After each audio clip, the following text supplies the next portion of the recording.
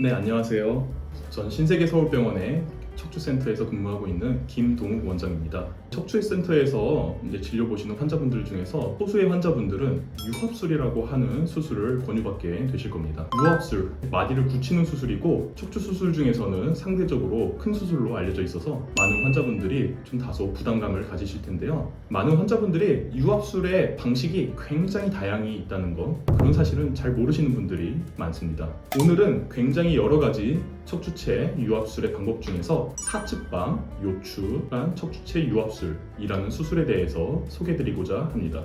그럼 본격적인 시작에 앞서서 좋아요 그리고 구독 부탁드리겠습니다.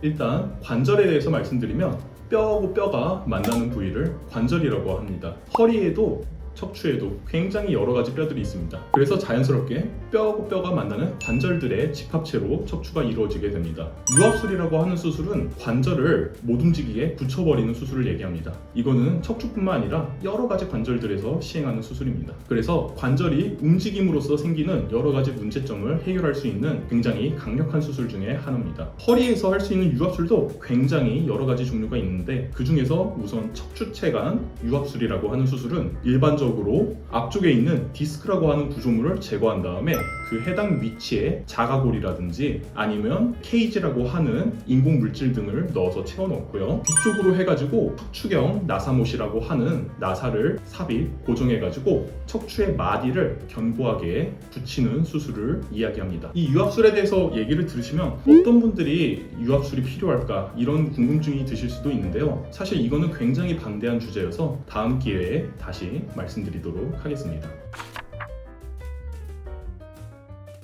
사측방 요추체간 유합술이라고 하는 수술은 여러 가지 요추체에서 시행할 수 있는 유합술 중에서 굉장히 미세침습적이고 간접적 감압을 시행하는 수술입니다. 우선 간단하게 수술 방법에 대해서 설명드리도록 하겠습니다. 처음에는 옆구리에 약 5cm 정도의 절개를 가하게 됩니다. 그렇게 해서 이제 쭉 들어가가지고 척추체 앞쪽에 있는 디스크까지 접근하게 됩니다. 디스크를 절제하고 자가골이라든지 아니면 케이지라고 하는 인공뼈를 삽입하고 난 다음에 옆구리 쪽 수술은 마무리. 그리고 이제 뒤쪽에서 척추경 나사못이 들어갈 만한 최소한의 절개들만 가한 다음에 영상 유도장치 하에서 척추경 나사못을 삽입, 고정하면 수술이 마무리됩니다. 많은 분들께 이 수술 방법에 대해서 설명드릴 때 옆구리도 째고 등 쪽에서도 째야 되는 건가 하면서 거부감을 표시하는 경우가 굉장히 많이 있는데요. 이것이 미세침습적이라는 수술을 가능하게 하는데 굉장히 중요한 포인트입니다. 척추체 유합술에서 전통적으로 많이 하던 여러 가지 방식들이 후방으로 접근하게 됩니다. 이 모형을 보시면 여기가 앞쪽, 여기가 뒤쪽인데요. 유합술을 시행할 때 목표 지점이 되는 디스크라고 하는 구조물은 척추체에서 굉장히 앞쪽에 있습니다. 여러 후방에서 접근하는 방식 같은 경우에는 디스크까지 가기 위해서 허리 뒤쪽에 있는 중요한 척추 기립근 등의 근육이라든지 뒤에 뼈, 골선 구조물들, 관절이라든지 여러 인대들을 절개하고 제거해야지 디스크까지 도착할 수 있습니다. 그런데 비해서 이 사측방 유합술 같은 경우에는 옆구리 쪽으로 진행하게 됩니다. 옆구리 쪽으로 진행하면 그 뒤로 만나는 구조물들은 내장장기라든지 장요근이라고 하는 근육 등이 있는데요. 이런 내장장기나 아니면 근육들을 손상을 입히는 게 아니라 살짝 젖히면 바로 디스크까지 접근할 수 있습니다. 이런 식으로 디스크에 접근하다 보니 후방 쪽으로 접근하는 여러 가지 방식들에 비해서 수술 시에 출혈량이 적을 수밖에 없고요. 그러다 보니 수술도 훨씬 작아지게 되고 수술 직후의 통증이 정말 드라마틱하게 줄어들게 됩니다. 두 번째로 사측방 유합술의 중요한 특징 중에 하나는 간접적 감압술을 시행한다는 것입니다. 간접적 감압술이 무엇일까에 대해서 설명드리자면 척추관 협착증, 신경이 눌리고 있는 질환들 같은 경우에는 많은 여러 가지 수술들, 단순 감압술이라든지 아니면 유합술들에서 신경을 풀어주기 위해서 직접적인 감압술을 시행하게 됩니다. 직접적인 감압술은 신경을 누르고 자극하고 있는 뼈나 인대 같은 구조물들을 직접적으로 제거하는 수술을 이야기합니다. 이런 직접적 감압술 같은 경우에는 물론 아무리 심한 협착도 수술 직후에 바로 해결할 수 있다는 굉장히 큰 장점도 있지만 신경을 직접적으로 확인하고 노출시키는 수술이다 보니까 신경 자체의 손상이 갈 위험도도 있으며 수술 후에 이제 신경 부위에 피가 고여가지고 문제가 되는 경막외 혈종 같은 합병증이라든지 시간이 많이 지나고 나서 신경하고 주위 조직 사이에 유착이 생겨서 통증 등이 재발하는 수술 부위 신경 유착 같은 여러 가지 합병증이 생길 가능성이 있긴 합니다. 근데 사측방 유압술 같은 경우에는 직접적인 감압술을 시행하지 않습니다. 아까 수술 과정을 쭉 설명드렸었을 때 뭐 뼈를 제거한다, 인대를 제거한다 그런 말이 전혀 없었었는데요. 사측방 유압술 같은 경우에는 굉장히 많이 손상받고 주저앉아있던 디스크를 제거하고 해당 부위에 인공 물질들을 삽입해서 주저앉아있던 디스크의 높이를 쭉 원래대로 회복하게 됩니다.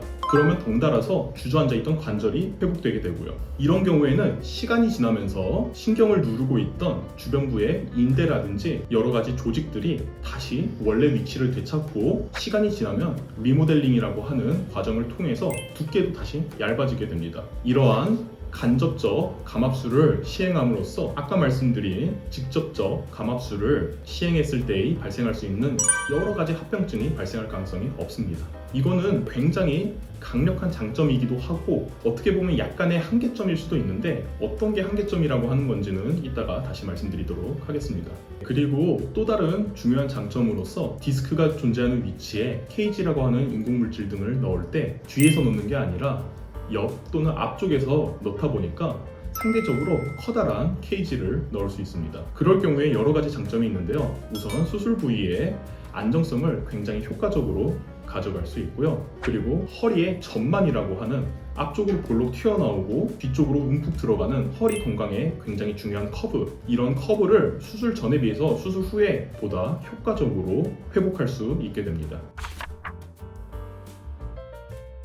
유압술의 범위에 따라서 달라지겠지만 한두 마디 사측방 유압술을 시행하는 경우에는 대부분 오전에 수술하시면 오후부터 걸으실 수 있습니다. 수술 후에 입원 기간은 일반적으로 약 3-4일 정도 되는 경우가 많습니다. 이런 것들은 정말 그 전통적인 다른 유압술의 방식에 비해서 미세 침습적이어서 매우 회복 기간이 짧아지는 건데요. 물론 근본적으로는 유압술이기에 수술 후에 굉장히 관리가 중요하겠습니다.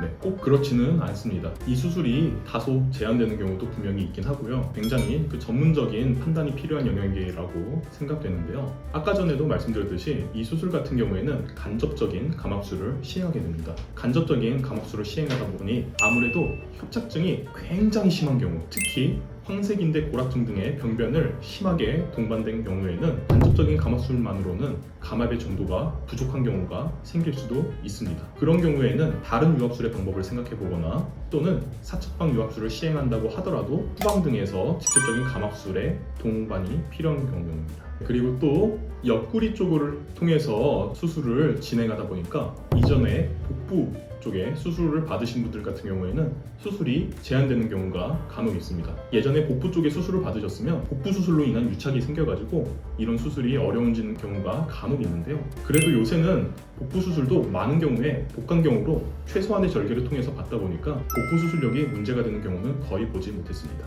또 다른 경우는 혈관 문제입니다. 추간판이라고 하는 구조물 앞쪽에 굉장히 커다란 혈관들이 지나가게 됩니다. 대부분의 경우에는 혈관이 수술하는데 큰 어려움을 일으키진 않는데요. 간혹가다 수술이 어려운 경우, 특히 제일 아랫분절인 요추 5번, 천추 1번 사이에서 그런 경우가 종종 있는데요. 그럴 경우에는 그 혈관의 위치에 따라서 필요하면 혈관외과 선생님하고 함께 협진을 진행하기도 하고요. 너무 어려운 경우에는 드물게 다른 유압술의 방법을 찾기도 해야 합니다. 환자분들이 이제 척추 유압술이 필요하지 않은 상태셨으면 제일 좋겠지만 부득이하게 척추 유압술을 생각해야 되는 경우라면 이렇게 미세침습적이면서도 효과적인 사측방 요추체관 유압술이라는 수술이 있다는 것을 알고 계셨으면 좋겠습니다. 여기까지 신세계서울병원의 김동욱 원장이었습니다. 감사합니다.